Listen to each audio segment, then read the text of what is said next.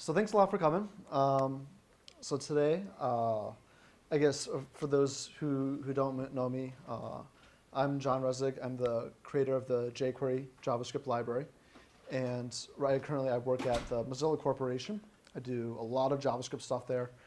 And a good chunk of my programming life is spent dealing with the DOM. Virtually all my programming life is spent dealing with JavaScript, but most of it's with the DOM. So today I wanted to talk a little bit about what is, I guess, so messed up here, and provide some, hopefully provide some actual, solutions to working around all the issues we have to deal with when in this giant mess. So to start, I just wanted to talk through a couple cases of, I guess, let's say browser incompatibilities, and I won't spend too much time on it simply because we could be going for days on end just talking about them. But then I wanted to show you the different techniques and the different strategies that you can employ that are actually realistic and worthwhile.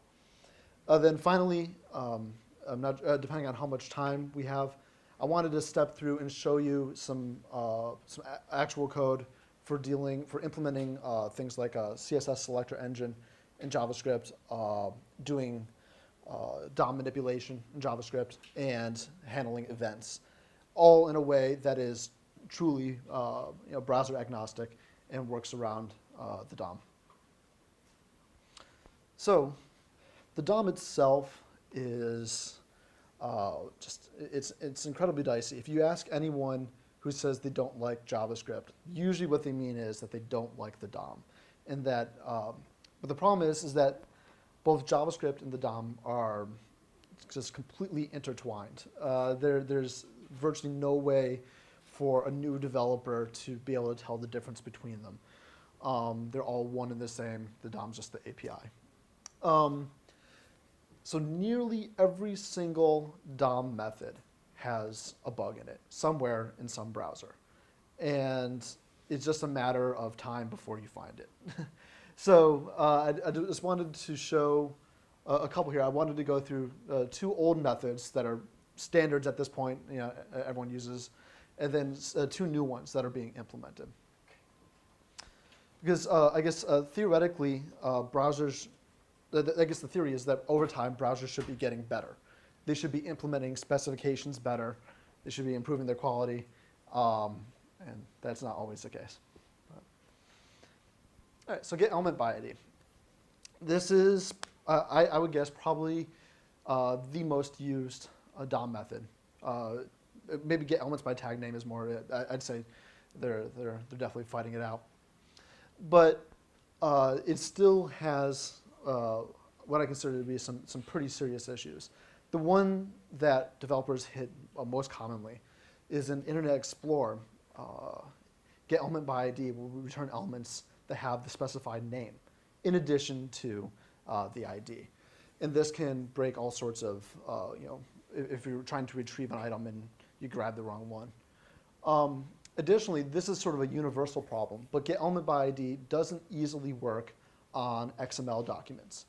If you bring in an XML document from a remote domain, you have to specify what the ID attribute is in using CData. And this is something that most developers do not do. And when they try to use get element by ID, it just fails. It returns no elements. And it's very non-intuitive. Get elements by tag name. This one has actually far more bugs, get element by ID. There's all sorts of problems with getting all elements. So passing in star, expecting it to return all the matches. So for like one that we discovered recently was that if you do get elements by tag name star on an object element, it'll return nothing all the time in IE7. And that was really weird since I guess IE7 was pretty new, and especially since IE7 introduced no new JavaScript features whatsoever. Well, I guess they introduced the XML HTTP request, a wrapper. So at our last count, the IE7 introduced 2 new bugs and 1 new feature. So it's a winning release.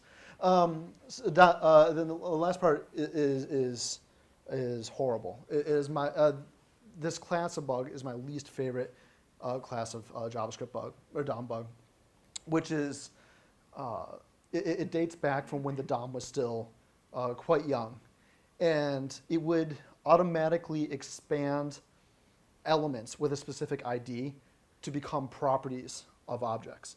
So for example, if you have an element on the page that has an ID of any sort of ID, if you do get elements by tag name, that return set you could do say .foo, .bar to refer to the elements that have that specific ID.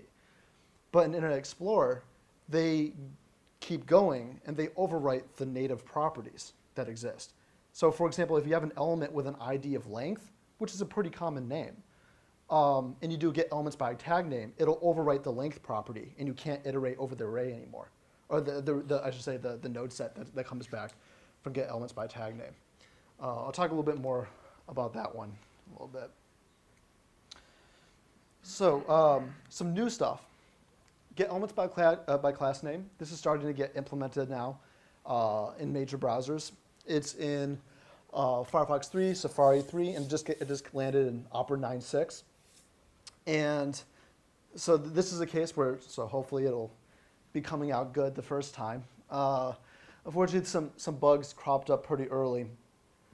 One of them was Prototype, the JavaScript library, was introducing the get elements by class name method, especially on the HTML element prototype. But the problem was that could not be overwritten in Firefox 3's implementation. Get elements by class name. If you tried to overwrite it, it would just fail. And in Opera, their implementation, we just discovered this bug the other day, where if you do get elements by class name, you actually can't ever find the second class name in a list of classes. So for whatever reason, that's a pretty serious bug in their implementation, since that's pretty much the whole point of get elements by class name. So that's something that will need to be worked around now. Then another big one here is query selector all. This is a new method I'll be talking a little bit more about a little bit later, but it allows you to use CSS selectors to find DOM elements on a page. Hugely useful. This is a big part of most JavaScript libraries.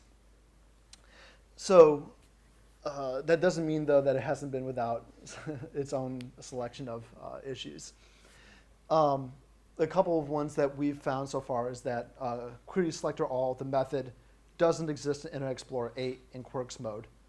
So if you're in standards mode, it exists. If you're in Quirks mode, it doesn't exist for whatever reason.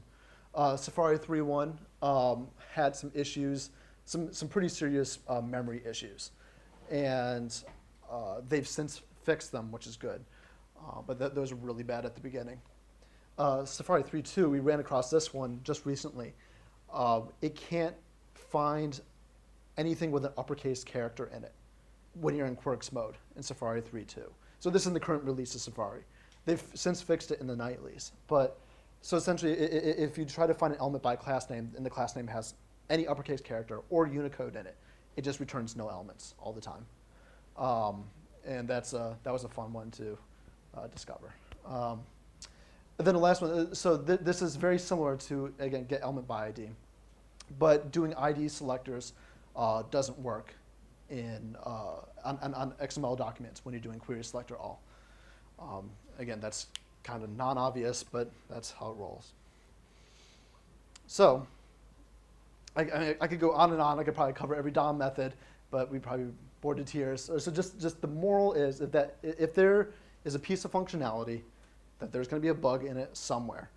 And so you have to, so essentially we need to develop a set of strategies to be able to handle these. So the strategies for writing cross-browser code, I break down into a couple ways. You start by picking a set of browsers that you're willing to support. You write, or I should say, you figure out the context within which your code is going to run, and then finally you write your code with any potential workarounds. So for me, determining what browsers to support personally is very much, I break it down as sort of a cost benefit, in that the benefit of supporting a browser would be some portion of your market share. And so as it stands, obviously this depends upon your site. But let's say Internet Explorer 7 has the most users, then 6, then Firefox 3, etc. And so each of those have more and more benefit to supporting. But the cost, though, of supporting each of those browsers doesn't necessarily correlate to the benefit, in that it may take you much more time to try and support IE6 than it would to support Firefox 3.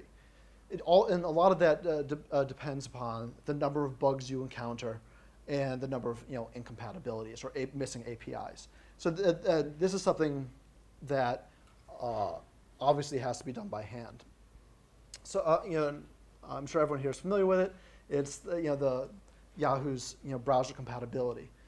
In this case, Yahoo has this is their line in the sand. They've determined that this is the set of browsers that have a definite benefit to supporting with a reasonable amount of cost. Whereas cost might be development time, machines dedicated, QA, all sorts of things. So this is that line. For jQuery, we did our line drawing a little bit differently, in that we tend to support pretty much any browser that's above 1% market share. And not only that, but the next version of that browser and the previous version of that browser. So that way we're always very aware of what's coming up and making sure that we support old browsers as well. So in this case, we end up supporting a large number of browsers. And we have, at least within jQuery, we have different levels of support. These are all the ones in which if a bug comes up, we'll fix the bug. And then here we have the breakdown. All the ones that are in yellow are the ones that we actively test in, meaning that before release goes out, the test suite has to be 100% passing in every single one of these browsers before we're happy enough to push the code. So, as it stands, as of today, we don't wait for IE8. That'll probably change here very soon, especially now that the release candidate is out. And then the same thing with Opera 10. Once that is a little more finalized, we'll probably make that a definite part of our testing regime. So the big part about writing JavaScript code, and especially DOM code, is knowing how and where all these bugs are going to come from and all these inconsistencies. And I break down those inconsistencies into 5 areas. There are, starting from over here, there are missing features. Essentially, there's old browsers, current browsers, and new upcoming browsers. In old browsers, they're missing specific features, APIs, things of that nature. In current browsers, they have bugs that you know about, and there's also problematic markup or external pieces of code. In future browsers that you don't know about or maybe are just in beta form right now, there are regressions that occur, and then there are bug fixes. So a browser fixing a bug that used to exist in an older version. So I want to start talking about browser bugs, since this is probably the most common area that most people deal with. So browser bugs are usually your biggest concern, in that they are here now, in that it's a browser that already exists, that you already support, and there's an inconsistency in an API. The biggest thing that you can do to make sure you catch browser bugs is to have a good test suite. Because if you know the exact feature set that you want to support, and you have a feature set that has a good, sorry, if you have a test suite that has a good coverage of that API, then you can make sure that when a different weird bug pops up, that you're catching it okay. Additionally, your best way to combat those bugs when they appear is feature simulation, which I'll be talking about in a little bit. Sort of an open-ended question, though, is this one. Like, what exactly constitutes a true bug? It's pretty obvious that anything that is not matching a defined specification is obviously a bug. In the case of like get element by ID, working kind of weird in these cases, those are definite bugs. There's a W3C spec that says how get element by ID should work. But what about stuff that isn't specified yet, like inner HTML? That's getting specified in HTML5, but in the interim, how do you say that this browser is definitely wrong and this browser is definitely right? And that's a little bit harder. So I want to emphasize the importance of testing, and just because testing can help you just dramatically in this just crazy world. Because what happens is when you're testing against so many different platforms, and especially when the bugs are so obscure, it becomes critical that if any tiny tweak that you make is checked everywhere. So at least within the case of jQuery, we're up to almost 1,500 tests now, testing just the jQuery core. And like I said, we actively test against 9 browsers. So in our last release, this is running the test suite in IE6, IE7, Chrome, Opera, Firefox 2, 3, Next, and Safari, previous and next, and passing and all. And a test suite isn't just because you have one doesn't mean it's perfect. You're done. A test suite is a constant progress. You have to constantly be improving it, be adding more coverage. This is pretty straightforward stuff, but it's incredibly important.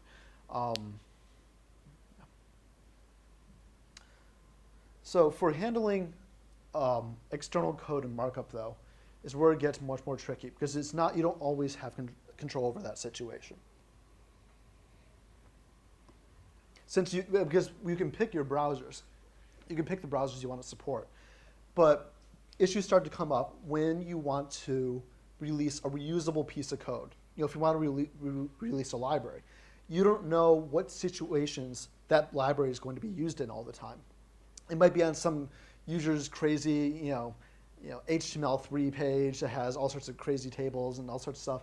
So you need to make sure that your code is resilient enough to be able to handle that. So there's a couple cases here where external code and markup can really mess with things. But the important thing is that you have to construct your library in a way to make it resistant to these outside pieces of code. And again, where a test suite becomes really important. So for example, in jQuery, not only do we don't have just one test suite, we actually have 4 different test suites. For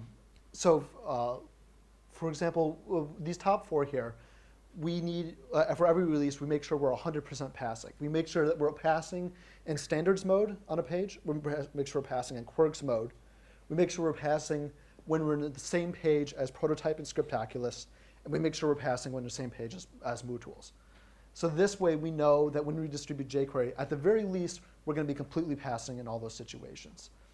There are a couple that we're working on now that we're trying to get better support. One that we're getting pretty close on here is XHTML served with a correct MIME type. There's a surprising number of bugs that pop up in this situation, very new bugs. And so that's something that we're working on. Another one is manipulation of object prototype. I'll talk more about that in a second. Another one is working in a pure XML environment, such as working in Zool or working in SVG. In both of those cases, the DOM behaves very differently than a regular HTML DOM. And then finally, being able to run on the server side. Not all of these should be requirements for all libraries. Obviously, you should pick which ones concern you the most. But I should say, at the very least, you're going to want to work in standards mode and probably quirks mode as well.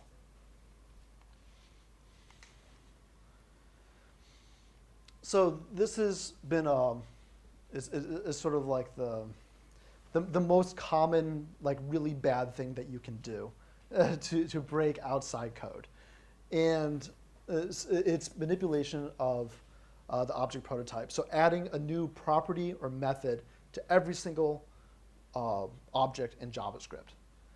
And when you do that, just really weird things can happen. Because if you're expecting a certain property to exist, or if you're iterating over the set of properties in an object and a new property suddenly pops up, it just becomes incredibly confusing. So the way to work around that is there's a method called hasOwnProperty. And you can determine if an object actually owns that property and it isn't coming from the prototype chain. So that's a case where you should definitely be using a check to make sure that outside code doesn't break. Or you could just specify that your library isn't going to work on a page that has object prototype involved in it. At least in this case right now, for jQuery, we just say we don't work on object prototype pages. But this is something that we want to fix. Another part, this is something else, the thing I was talking about earlier, where doing getElements by tag name will actually, so if we did getElements by tag name input, getting all the input elements, the length property would actually be equal to the input element rather than 2, in this case, in Internet Explorer.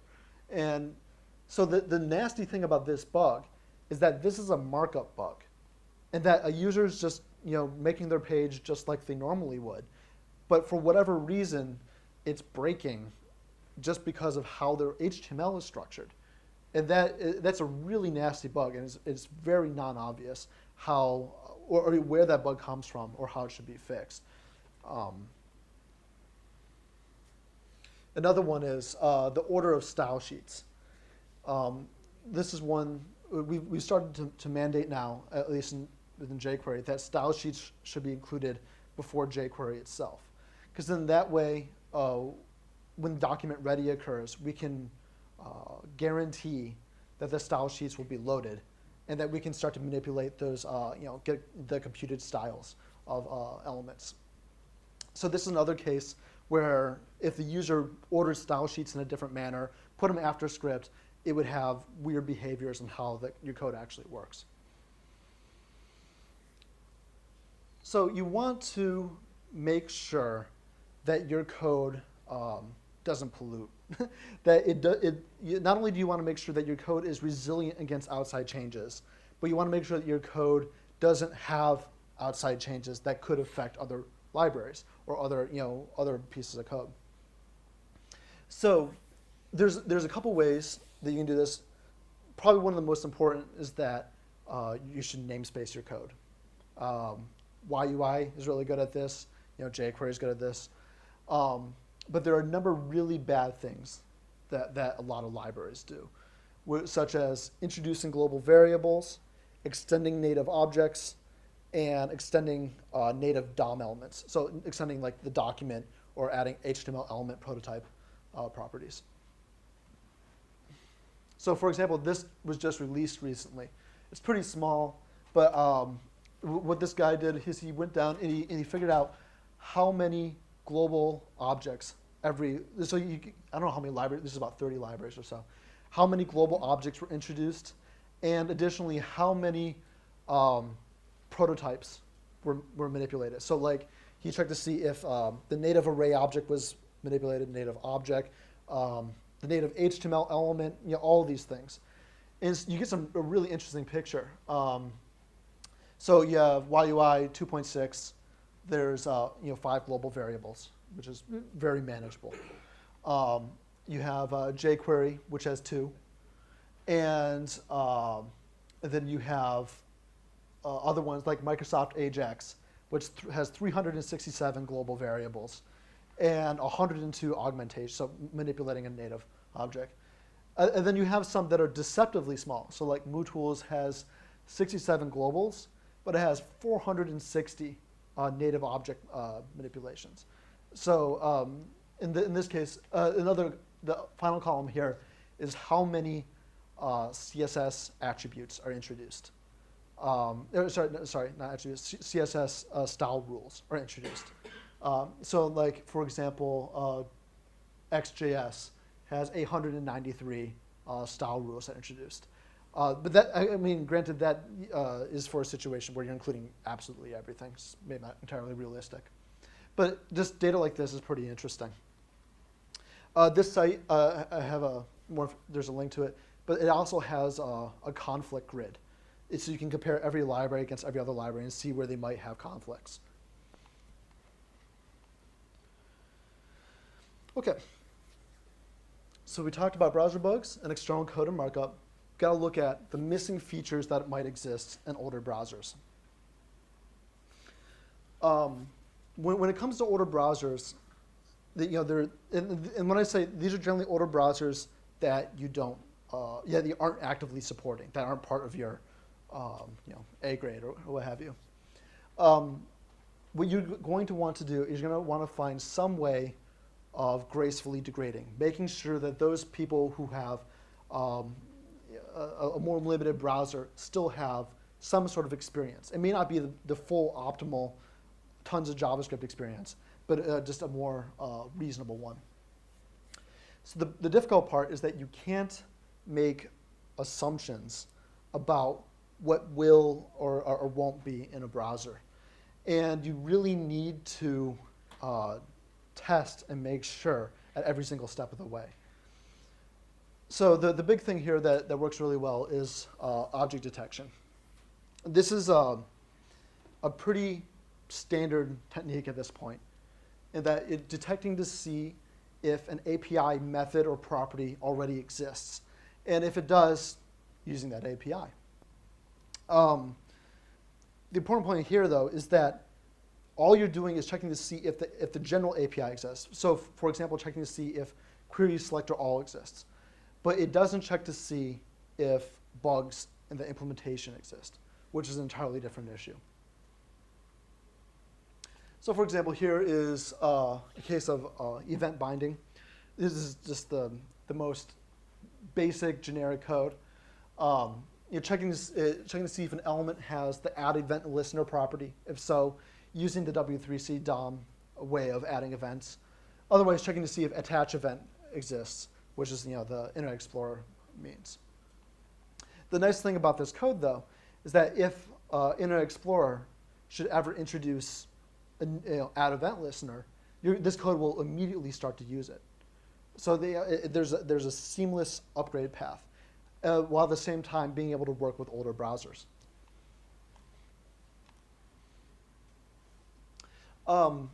Another point is being able to do fallbacks.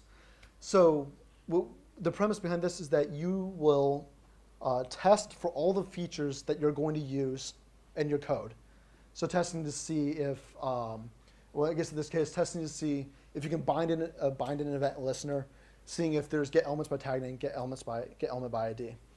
And if all those exist, if all those features exist, performing your code. Otherwise, doing some sort of fallback, falling back to maybe just disabling JavaScript and just having a straight regular HTML experience. So this is something that we're starting to play around with a little bit more in jQuery, possibly doing some really significant detections to see if all the features that we need exist, and if not, falling back, gracefully degrading so that older browsers can just do a plain HTML version. Yeah, essentially what I just said. So I guess the important point here is that what you want is the full API. You want every single method that you're going to use. And if none of those methods, or I should say, if any of those methods don't exist, you just want to bail out.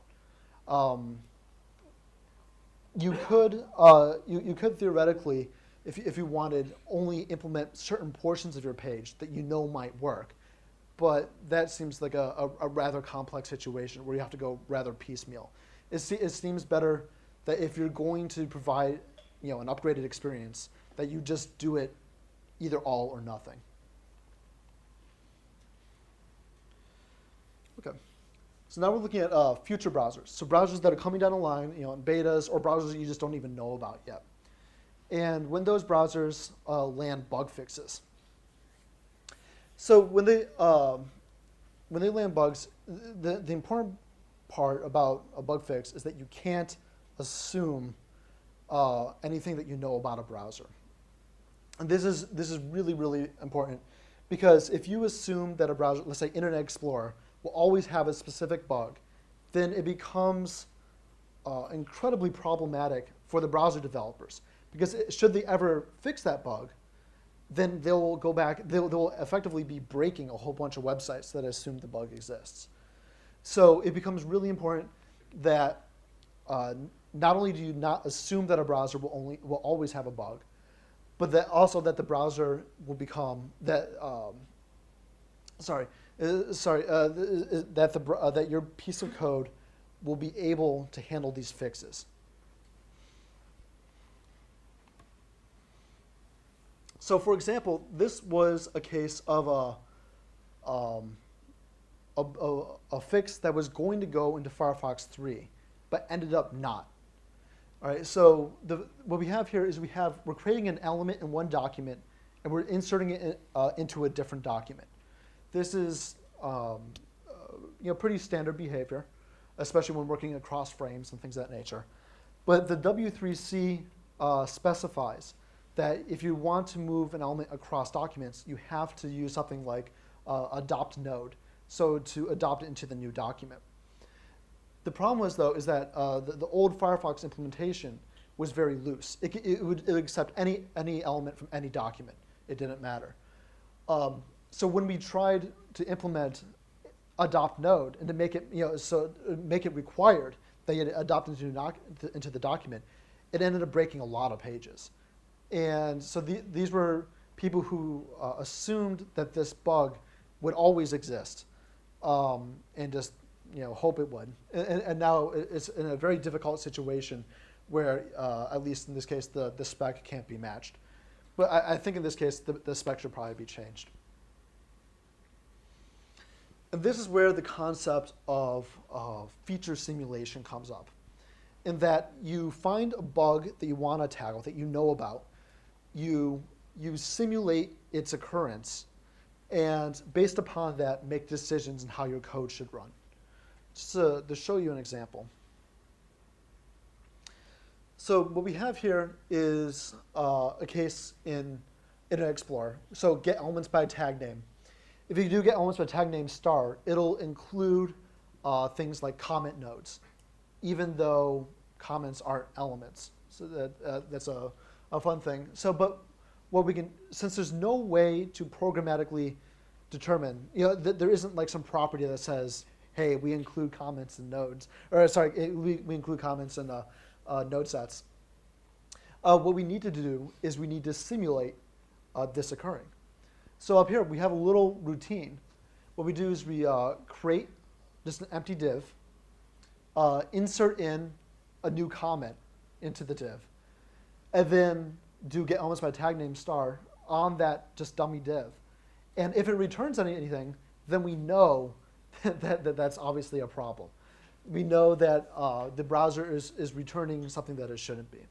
But based upon that information, we can store that that troublesome bug for later, and then later on in our code, when we actually need to know this information, we can branch out and provide do one solution for the browser that has a bug, and one solution for one that doesn't. But the important thing here is that we aren't using any form of browser sniffing or user agent sniffing. So we aren't assuming that Internet Explorer will always have this bug, because I hope someday Internet Explorer will fix this bug.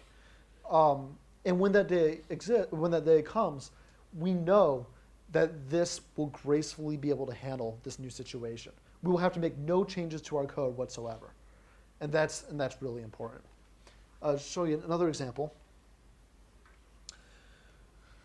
This is a case.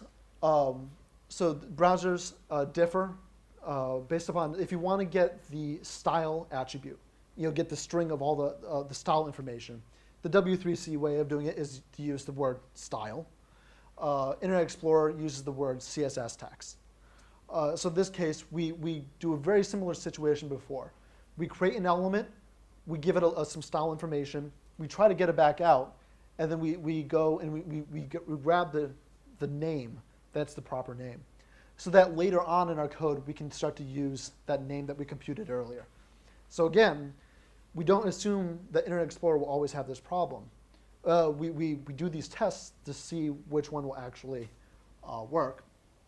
And then based upon that, if Internet Explorer fixes this bug someday, it'll just work. And not only will it work, it'll be using the proper spec-related way that it should work.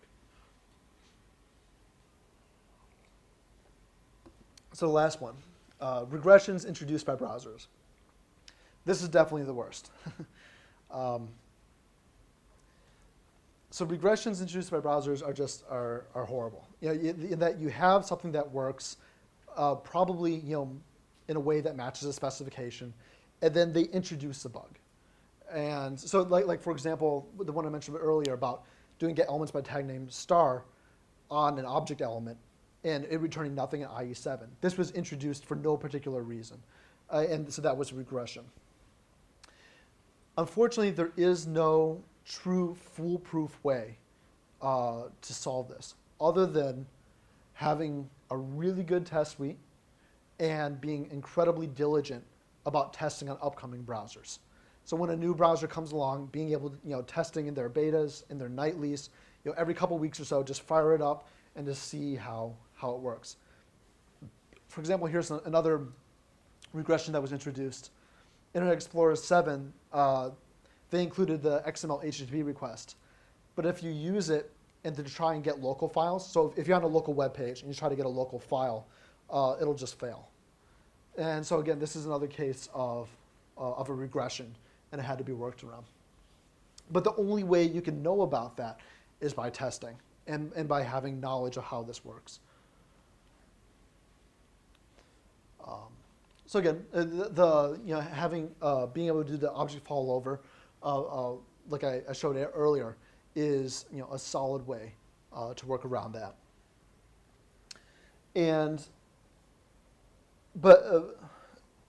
Okay. So one thing I want to mention though is that there's a class of bug fixes that are rather unique. You're not doing specific code branches for specific browsers. Instead, what you're doing is a fix that'll affect all browsers, but it'll affect them all equally. So for example, here's one. There was a problem with some browsers. If you tried to set a negative value, a negative height or a negative width, via CSS, it would throw an exception. And so since no browser should be able to set a negative value, most browsers just ignored it. What we did was very painless. We just checked to see if a height or width was trying to be set, and if a negative value was trying to be set. In that case, we just do nothing.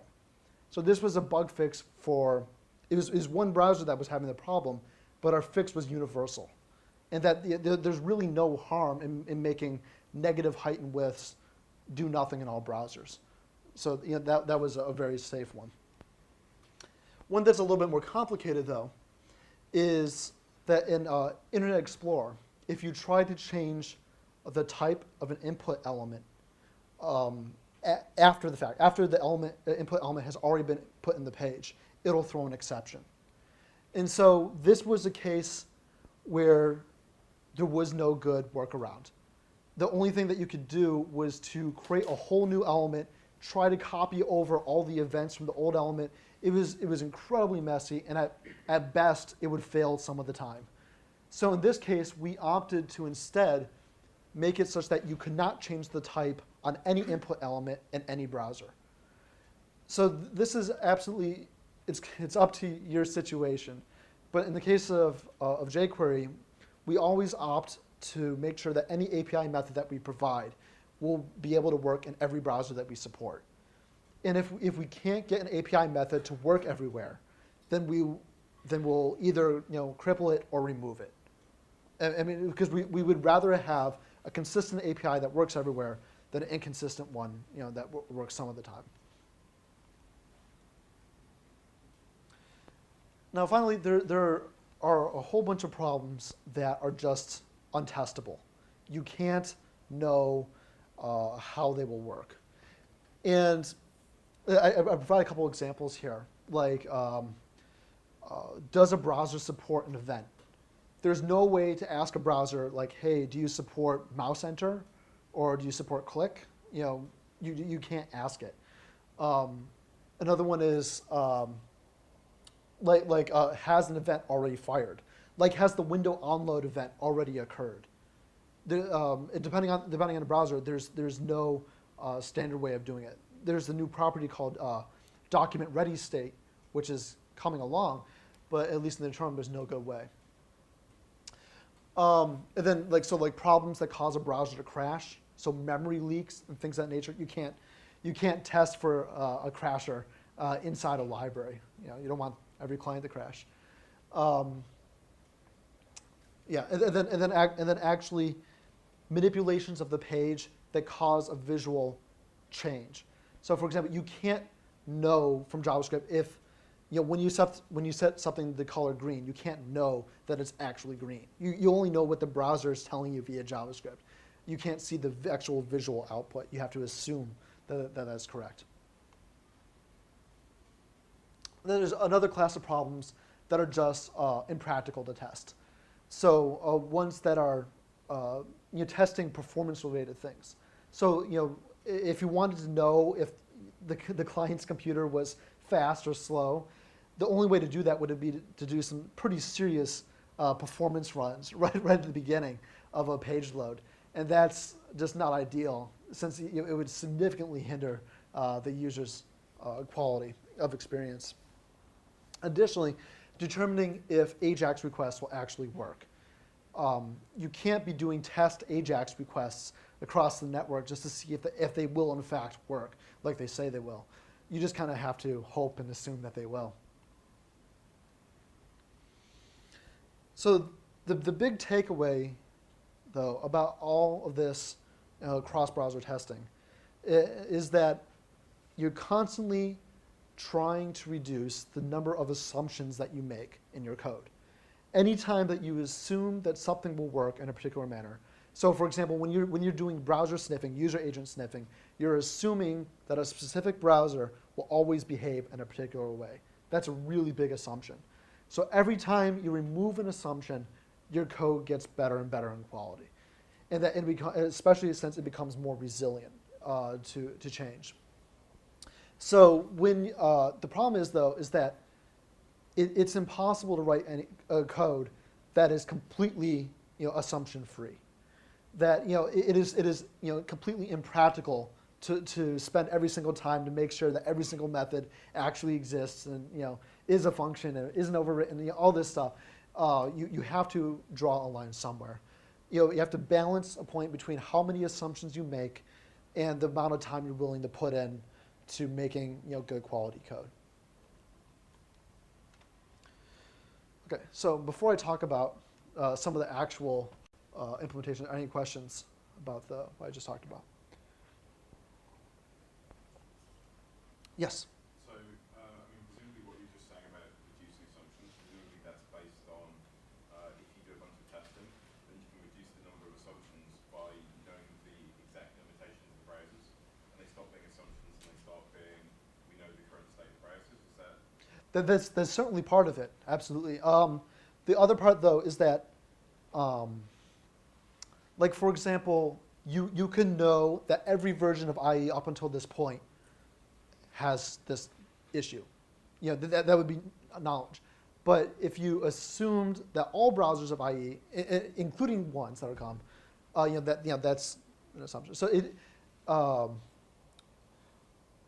assumptions usually occur to browsers that haven't come out yet, or older browsers that you don't know about. Some obscure version of Internet Explorer, or Netscape Navigator, or something. Or, you have to, assume essentially assuming the worst. But but testing absolutely helps to help you get a good picture of where you are right now. At the beginning, we were talking about different browsers, which ones to support. I was curious if you were aware of scenarios where the same engine is different across operating systems, because you didn't have operating systems on that grid. So there's Windows versus Windows. Have you run into places where IE6 is different on 2K versus XP? And then stretching that further onto Linux or across the Mac Windows grid. The question was about testing across multiple operating systems, even with the same browser across multiple operating systems. So we don't do it too often. Generally, we have found some bugs, but they're very, very rare. At least in the cases that we found. There was, I'm trying to remember, we ran across one. There was an issue with, I think it was opacity in an older version of Firefox. It was something that only happened in like Windows, or it was really obscure. At least in our experience, we find that the bugs that occur are pretty rare. So when you look at the cross-browser, or I said the multi-platform browsers, at least in my experience, Firefox and Opera are pretty good in that respect. I'm not sure if Safari Windows is to the point where it's all there, but at least in cross-browser ones, I find Safari and Opera and Firefox to be pretty good. So it really depends upon how. I think when you get to the point where testing multi-platform, you're testing not the rendering engine, but the actual actions of the browser itself. You're making sure that there isn't some weird context menu is going to pop up, or you're testing or that the Apple key, or things of that nature, instead of the actual implementation. You're speaking more to JavaScript though, not CSS. Yes. Okay. Yes. Definitely CSS is different across the platform. Yeah. So yes, I am speaking more to JavaScript DOM. Yes. Okay. All right. So I want to talk a little bit about DOM traversal, specifically implementing a CSS selector engine in JavaScript. This is something that has become pretty much ubiquitous. Every single major JavaScript library at this point has an implementation of a CSS selector engine. So there's when an engine is implemented, the traditional way of constructing one is using all the built-in DOM methods that are provided. Get element by ID, get elements by tag name, etc. And for each of those, you have to work around each of the specific bugs introduced, by the browsers. The traditional way of implementing a selector engine breaks down something like this. So, past versions of jQuery did this. Dojo, YUI, Prototype, MooTools, all of them doing this way. It's what I call top-down. You start at the left-hand side of a selector and work your way across to the right-hand side. So in this case, if we had the selector div space p, you'd first find all the divs on the page, then go through each div, find all the paragraphs inside each div, take those results, merge them, and then find the unique results. So it's a multi-stage process. The parts that are generally pretty killer are the merging and the removing of the duplicates. It becomes incredibly time-consuming, and as a result, most of the time isn't spent actually querying the DOM. It's actually spent compressing this in. Here's a basic implementation of a top-down selector engine. Most selector engines, they have to start from some fixed point.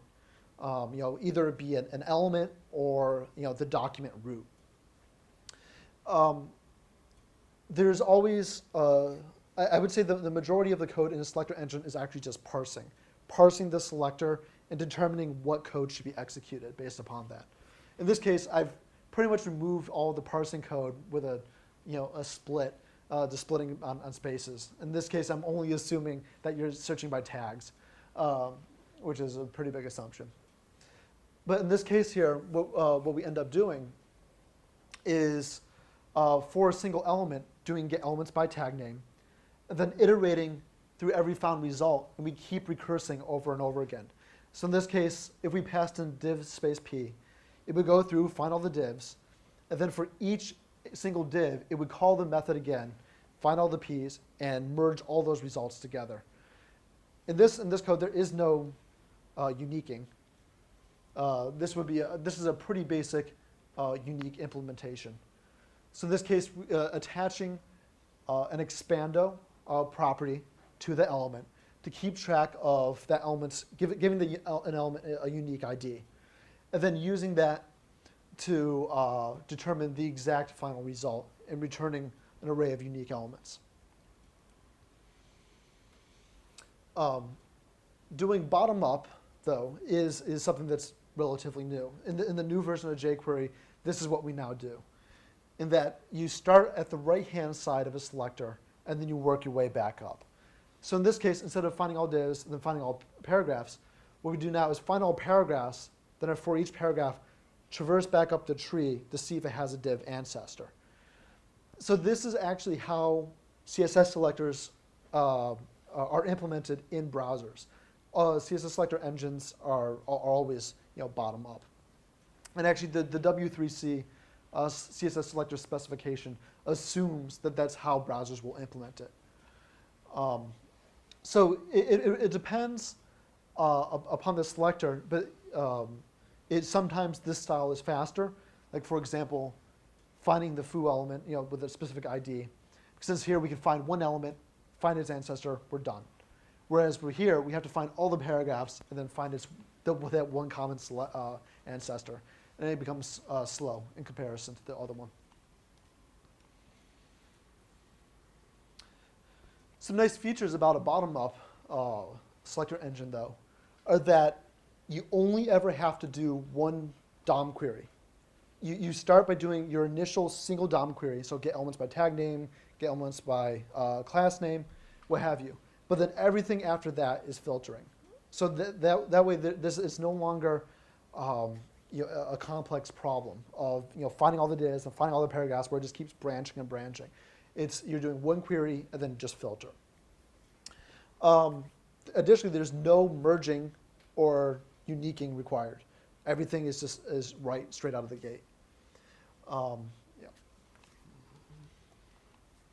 Here's a very basic implementation. A lot of it is the same. The difference, though, is that we grab off the very last item on the selector. So in this case, if it's div space p, we would grab off the p, and we would find all the paragraphs. Then for each paragraph, go up and check its ancestors. So in this case, we keep checking the parent nodes, going up parent nodes, and check to see if it has the correct ancestors. Obviously, a full selector engine wouldn't only check parents if you have stuff like plus or tilde to do all the adjacent selectors as well.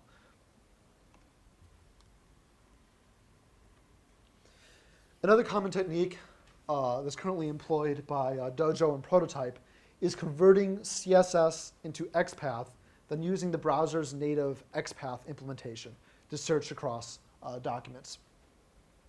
And so this is very fast for complicated selectors.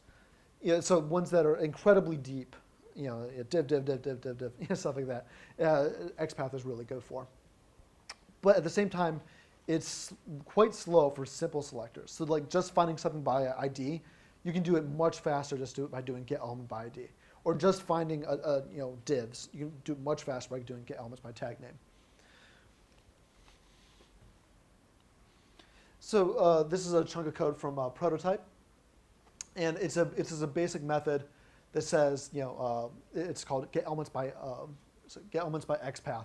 You pass in the expression, and it returns the set of elements that are matched. The general mapping in between CSS and XPath looks something like this. So at least within Dojo and Prototype, there's a conversion grid where it finds one portion of a selector, converts it to another part, and spits out a full XPath selector, which is then run across the document. But the nice thing, though, is that we have a specification that's actually very near completion, and it's being implemented pretty much everywhere. This is the selectors API specification from the W3C, and the big method that's coming out of it is called query selector all. You pass in a CSS selector, and it returns a set of elements that are on the page. This is hugely useful since you don't have to write a whole engine anymore. So theoretically, if every browser today supported it, there wouldn't be a need for actual selector engines. So these work on documents, elements, and document fragments. And the best part is that it's implemented in every single browser. It's implemented in IE8, Opera 10, Firefox 3.1. So obviously those three haven't been released yet, but Safari 3 is out. Actually, I meant Safari 3.1 is where it was implemented. So a basic, just to show you how it's used. So there's query selector all. Again, it's very straightforward. You pass in a selector, and it's found based upon the root. So in this case, we're finding all divs that are a child of a body element, and that returns exactly 2 elements. In this case here, so there's another method called query selector, and that will only return the first element found. So in this case, we do a query selector, and it's quite efficient. I imagine the query selector all will be the one that's most commonly used. A big gotcha, though, with query selector, with the selectors API, and one that I complained about at length to the W3C, is that when you do query selector or query selector all on an element, not a document, the selector can actually match things outside of the element. So for example, here we have a bold element inside a div. We find the div, doing get element by ID, but then we do query selector to find all the bold elements that are inside a div inside the div. The problem is, though, is that isn't how it was actually implemented. I should say in all JavaScript libraries up until this point, what this has meant is that this entire selector has to be inside this root. But what actually happens is, in the new specification, that anything on the left-hand side of this selector can match outside of the root. So what this is actually happening is that this div is matching the initial root again. It's very frustrating, to put it at least. Okay, well, I want to talk a little bit about DOM modification. There's a lot of things that I'm not talking about. I'm not talking about cloning elements or getting or setting text. Don't have enough time. But one of the big things is injecting HTML. So taking a chunk of HTML and injecting it at a random location in the document. There's, thankfully, this is starting to be specified now. In HTML5, there's the new insert adjacent HTML. Well, I should say it's new. This is actually a long time Internet Explorer feature that's actually being standardized. The problem is, though, is that Internet Explorer's implementation is really buggy, which is pretty funny since they're the only ones who've actually implemented it. So the problem is, though, is that their implementation, you can't use it on a wide number of elements. You can't use it on selects. I don't think you can use it on tables. I don't remember the exact list, but there's a very limited subset that you can actually use it on. So because of that, we still have to write our own implementation. We have to write it for all the browsers that aren't IE and IE. The way we do this is we take a chunk of HTML that comes in from the user, and we use inner HTML to convert it into a DOM structure. And then once we have those DOM nodes, we can then insert them elsewhere in the document.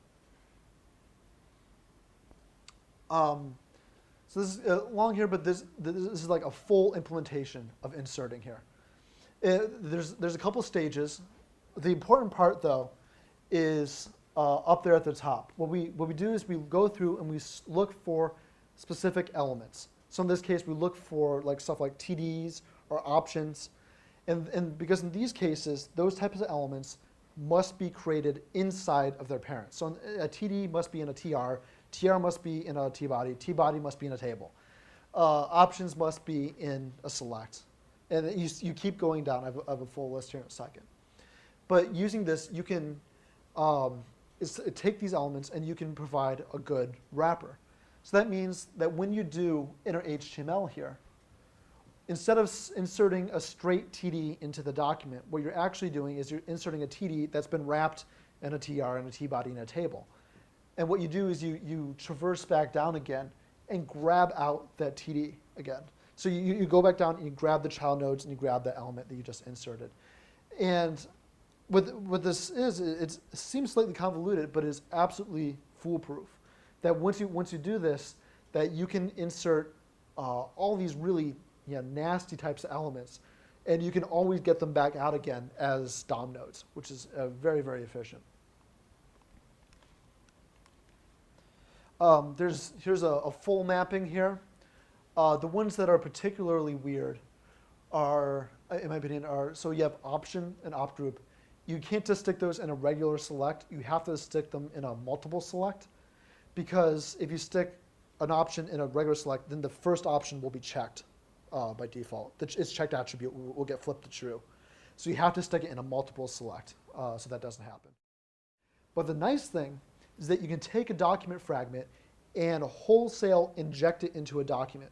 So for example, if you have a document fragment that has 100 nodes in it, and you insert the document fragment in, you can just append child the document fragment in. The document fragment disappears, and all that's left are the 100 nodes that were in the document fragment. So this becomes a really efficient way to insert a large number of elements over and over again. Additionally, you can also clone node the document fragment entirely. So if you have 100 nodes that you want to insert over and over, you can just clone the entire document fragment and then insert that clone, as opposed to having to iterate over 100, clone them all, insert them all. It speeds up tremendously. So here's some basic insertion code. Again, what we're doing is we're taking the result from our previous method. So the first step I showed before was cleaning. So you take the string, and the output is some DOM nodes. Here we take the DOM nodes, and we insert them into a fragment, and we go through and we insert that fragment into multiple locations in the document. So in this way, we can now insert this into multiple, take a string and ultimately insert it at arbitrary locations in the document, and it ends up being very fast. In my final results, we implemented this in jQuery 1.3, and it ended up being faster than insert adjacent HTML in Internet Explorer. So we just said forget it, and we were skipped using insert adjacent HTML. Another thing that a lot of people like to tackle is if there are inline scripts inside of the HTML fragments, finding those scripts and then executing them. There are different ways of doing this in different browsers, but there's one solution that works in all browsers. And it's pretty funny if you think about it. What you do is you create another script element, insert some text, the actual script, into the script element. You inject the element, and then you remove it again. So if you get a script, embedded script coming from a server, what you have to do is you grab the script out, put in another script, inject it, and that'll run it. And this works in every browser. And it's also synchronous, which is good. There was older versions of Safari where the only way to execute code was to do it asynchronously, which was not good. I won't talk about removing elements too much, other than to lead us into talking about events.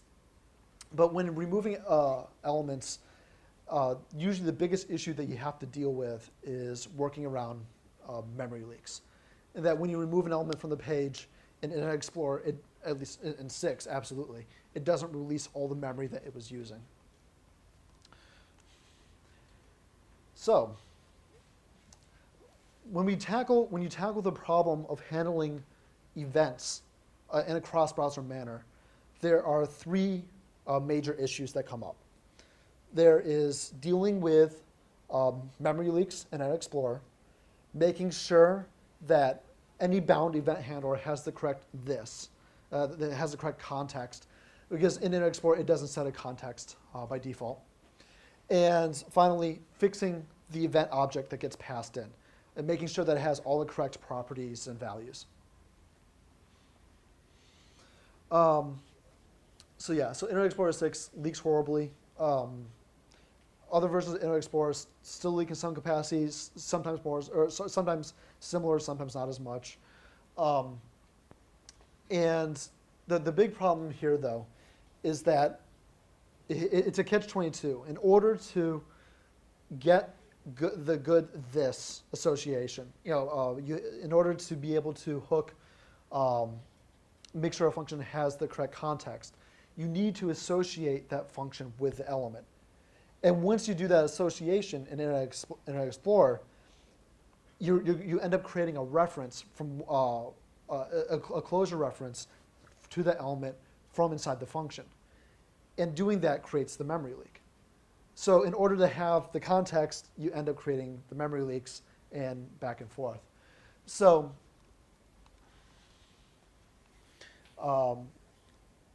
essentially, the problem becomes is there needs to be a unified solution to handling both of these problems. One way to do it is that instead of attaching a function directly to the element, so instead of passing a user's function straight to attach event or add event listener, what you do is you store it in a central structure. And then what you do instead is that you attach a generic handler in its place. So that way your code base will have one generic handler for handling all events, and you attach that everywhere it needs to go. And then you store all these other user events elsewhere. And then this way we can fix we can fix the event object, and we can do all our garbage collection.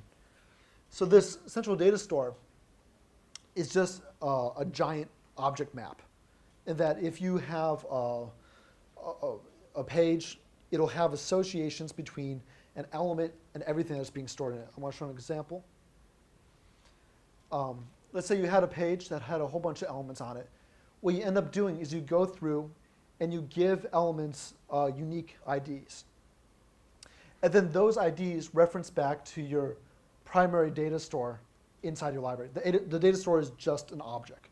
So in this case, there would be, inside jQuery, there's an object that would have an ID of 22. In this case, that would refer to an object that would contain some events. And then there's another one that would contain some data, and there's another one that would contain some events and some data. So you can use this, though, because that creates a complete separation between the actual data and the actual handlers and the elements themselves. So that way, there's absolutely no mixing between these two realms. A nice side effect of this, though, is that it also prevents conflicts with other libraries. So if two libraries are using two different techniques for storing this data, they can actually begin to live side by side. And one thing that we did is that each instance of a library has its own data store. So in jQuery, what we can actually do now is have multiple copies of jQuery on the page simultaneously, and they can each store their own event handlers, and data completely separately from other copies of jQuery, including other copies of other libraries. So this is completely hands-off, and you can actually have one element that has event handlers from multiple libraries attached to it. The big thing that you do, though, is that you assign a unique ID. So in each instance of your library will have some sort of unique name associated with it. And then you can go around and assign a unique ID to each element that you end up touching. I just wanted to show an example here. We have an event handler here. So it's a hover event. And if we wanted to see the actual events that were bound, let's see, let's dig in here. Oops. Okay, so the hover events are bound to the li, and they're on the let's see, JQ checkpoints.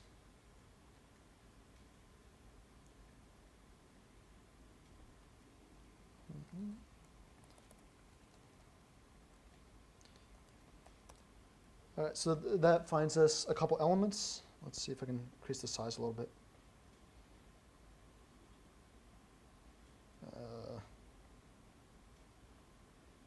Yeah.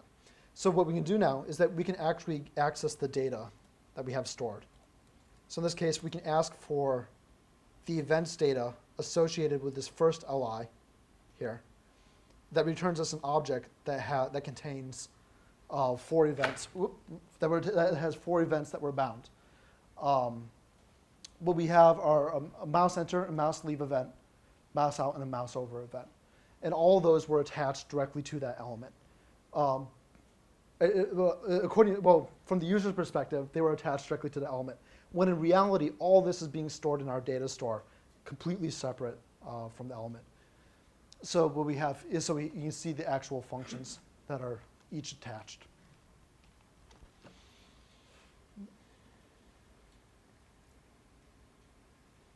Okay, so I think that was everything that I want to cover. I think we just ran over a little bit. So yeah, are there any questions? Anything about what I talked about today, or JavaScript, DOM, or libraries, or anything of that nature? So in your test suite, you're defending against prototype Scriptaculous and 2 different sets of tests. Mm-hmm. Presumably that would be native object augmentation and $sign collisions and these sorts of things. Why do you have to do more? Both separately? Scriptaculous and Bluetool separately. Just because why test against prototype in one set, which was another set? I mean, they may introduce different sets of problems. We I went. was just wondering if you found something specific, because they're very close to being the same. Well, we found. Well, they used to be pretty close to being the same. They've diverged pretty significantly at this point. We ran across an issue with. The reason why this came about is we ran across an issue with Scriptaculous. It introduced a call method on arrays, and we made an assumption somewhere that anything with .call was a function, since that usually is how it works. And then it stopped starting to explode, and then we had to pull back and do some fixes. I'll be around here for a little bit, so if you have any questions, feel free to come ask, and thanks for having me.